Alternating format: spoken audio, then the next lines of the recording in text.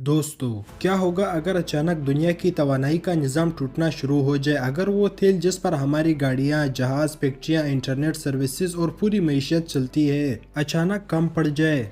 नहीं, सिर्फ कम नहीं बल्कि ख़तरनाक हद तक ख़त्म होना शुरू हो जाए। और इसकी शुरुआत हो चुकी है। इस वक्त दुनिया एक ऐसे ख़तरनाक मोड़ पर खड़ी है जहां अलग अलग जंगें, अलग अलग फैसले और अलग अलग ताकतों के झगड़े मिलकर एक ऐसा तूफान बना रही है जो पूरी दुनिया की एनर्जी सिस्टम को हिला सकता है। और सबसे खौफनाक बात यह है कि इस बार जंग जमीन पर नहीं बल्कि तवानाई पर लड़ी जा रही है। मार्च 2026 में यूक्रेन ने रूस के खिलाफ एक नई हिकमत अमली अपनाई। मैदान जंग की बजाय इसने सीधा रूस की एनर्जी रेट की हड्डी पर हमला करना शुरू किया। कृषि ऑयल रिफाइनरीज जो रूस की सबसे बड़ी और अहम रिफाइनरीज में से एक है, वहां बार बार ड्रोन हमले किए गए और फिर वहां आग भड़क उठी, पैदावार रुक गई और एक लम्हे के लिए नहीं बल्कि दिनों तक सप्लाई मुतासिर रही। सराटोव ऑयल रिफाइनरीज पर हमले में क्रूड डिस्टिलेशन यूनिट तबाह हो गया, डीजल के बड़े जखायर जलकर राख हो गए। फिर बात सिर्फ रिफाइनरीज तक महदूद नहीं रही। प्राइमोरस्क ऑयल टर्मिनल जैसे बड़े एक्सपोर्ट टर्मिनल्स जो रूस के तेल को आलमी मंडियों तक पहुंचाते हैं, इन पर मुसलसल हमले किए गए। स्टोरेज टैंक्स जलते रहे, लोडिंग सिस्टम्स तबाह हो रहे थे और यूरोप को जाने वाली सप्लाई लाइन्स हिल कर रह गई और एक के बाद एक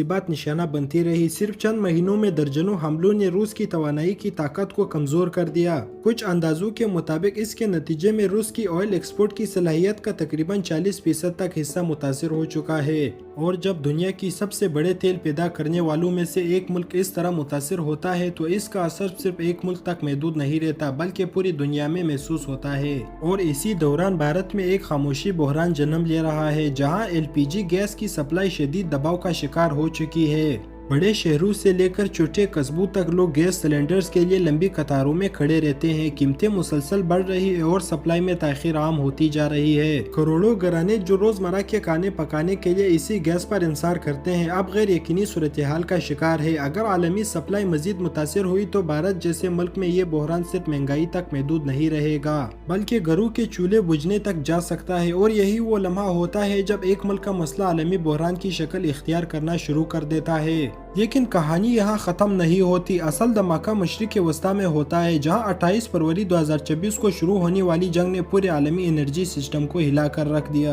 अमेरिका और इसराइल की जानब से ईरान के न्यूक्लियर मिसाइल और दिफाई तंसीबात पर बड़े हमलों के बाद ईरान ने एक मुख्तलिफ हिकमत अमली अपनाई। इसने सिर्फ एक मुल्क को नहीं बल्कि पूरे खित्ते को मैदान बना दिया।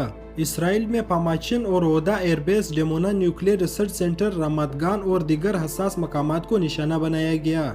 मिसाइल, ड्रोन्स, हत्ता के क्लस्टर वारहेड्स तक इस्तेमाल हुए। लेकिन असल खतरा उस वक्त बढ़ा जब ईरान ने खलीजी ममालिक में तवानाई और ऑयल तंसीबात को मिसाइल और ड्रोन से निशाना बनाया। खास तौर पर कतर के एलएनजी कॉम्प्लेक्स जैसी बड़ी गैस सहूलत और सऊदी अरब, मुत्तहिदा अरब इमारात, कुवैत वगैरह में रिफाइनरीज और ऑयल फील्ड्स पर हमले हुए। इन हमलों ने तवानाई इंफ्रास्ट्रक्चर को नुकसान पहुँचाया और खित्ते में तेल और गैस की सप्लाई को खतरे में डाल दिया। और फिर अबनाए हॉर्मज़, दुनिया की सबसे अहम तेल गुजरगाह, जहाँ तकरीबन 20% आलमी तेल गुजरता है। ये आलमी सप्लाई चेन का सबसे अहम रास्ता है जिसे ईरान ने बंद किया हुआ है।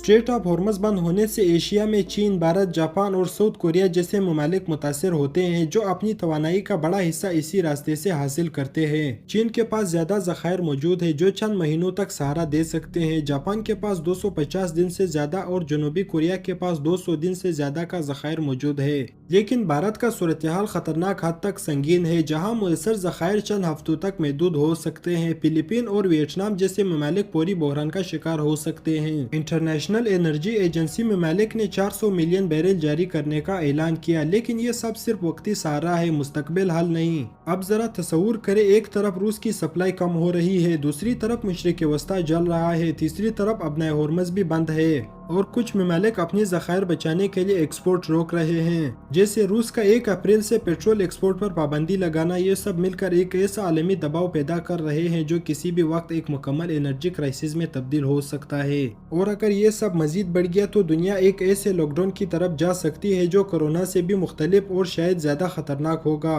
और इस बार लोग बीमारियों से नहीं बल्कि तवानाई की कमी से घरों में महदूद होंगे।